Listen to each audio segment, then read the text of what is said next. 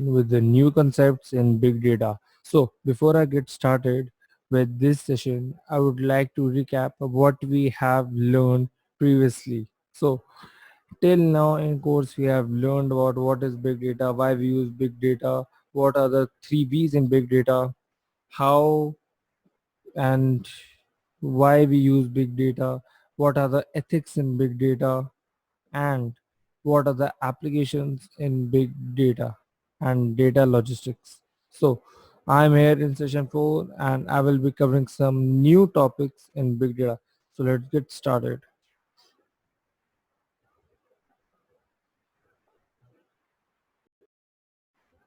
So this I will be covering a new topic that is analyzing big data. So what do you mean by analyzing? A simple word, the term analyzing means to how to analyze a particular thing or particular data in various forms, whether in form of line graph, pie chart, um, and we can say histograms and various others.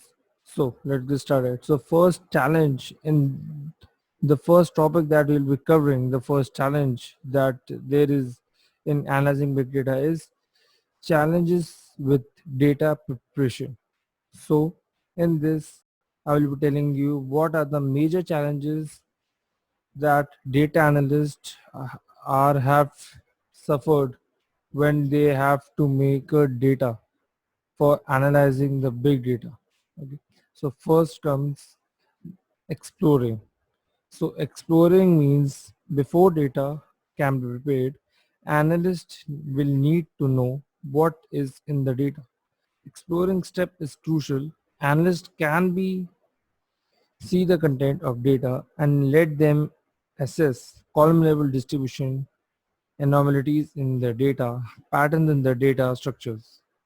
Once analysts are aware of content of data, they can better determine how the data should be prepared. So this means this is the first step of preparing the data, exploring. So in this, the data analysts have to prepare the data. So to prepare the data, data analysts see the content of the data. They divide them column and rows. They distribute the data into various types. They see the patterns in data and form into structures. When they have all the information in their hand, then they know how their data is determined and how it should be prepared. So our next step is structuring.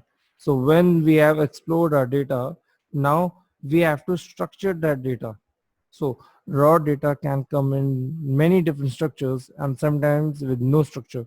It's give the raw data structure by adding columns or rows in unstructured data sets, extracting key pieces of information, flattening arrays into rows or separating raw data into columns. So first step I have told you about exploring.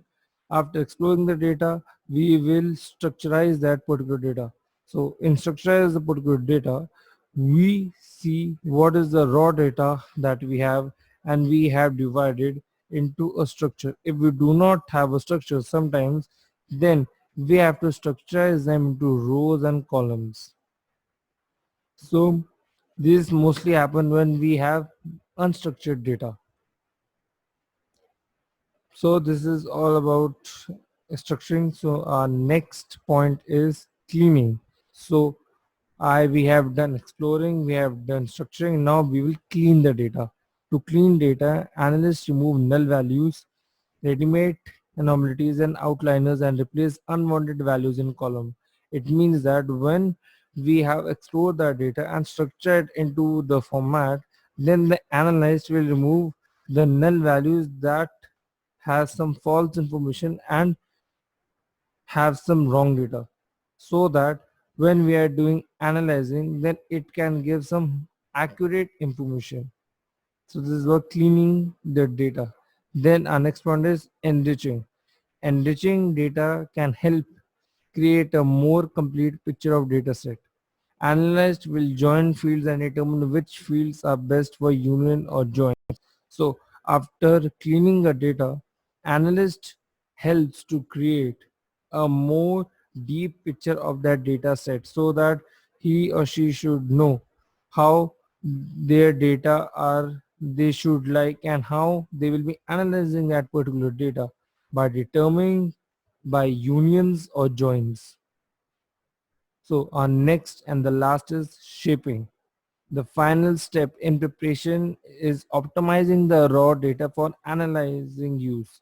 The optimization can consist of pivoting or unpivoting data, filtering, creating new fields or encoded columns. So in this, when we have all the data, when we have done all the steps of shaping is the last step. First we have been started with exploring, then we have started with structuring, then cleaning, then enriching, then shaping. So all these steps, shaping is the last step to prepare a data. When we have all the data, then shaping help us to analyze data in different formats so that we can see how our data is and how we can improve our services based on that data. So our next topic is visualizing big data. So it refers to the implementation of more contemporary visualization techniques to illustrate the relationships within data. So there are like various tactics which include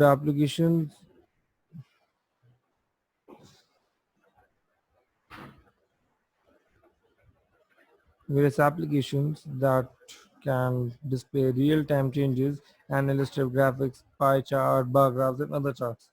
So let's take an example. Normally, when businesses need to present relationships among data, they use graphs, bars, and charts to do. They can also make use of variety of colors, terms, and symbols. The main problem within the setup, however, is that it doesn't do a good job of presenting very large data or data that includes huge numbers.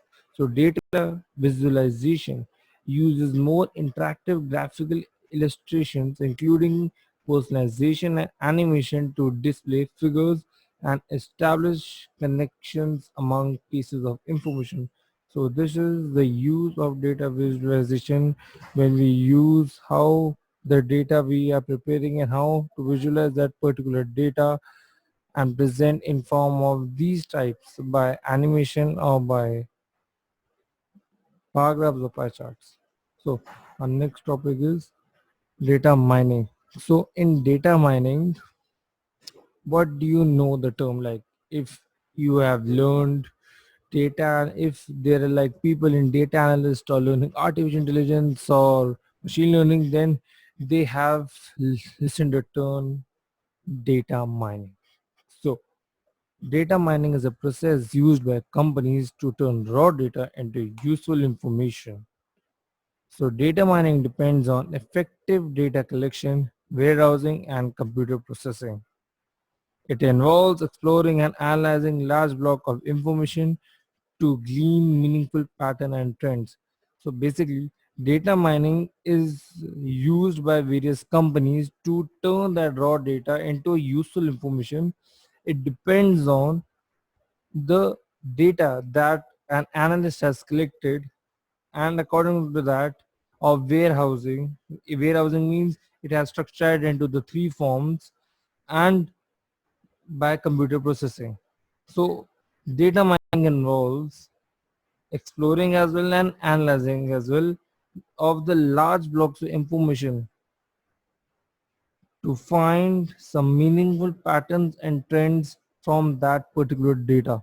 So this is what data mining. So there is an example where data mining is used. It can be used in a variety of ways such as database, marketing, credit risk management, fraud detection, spam, email filtering, or even and sentiments of users or opinion of users. So these are some examples of data mining. So this is the end of my session. So I will meet you in our last session of this series, and we will be discussing more about analyzing data. So thank you and stay tuned.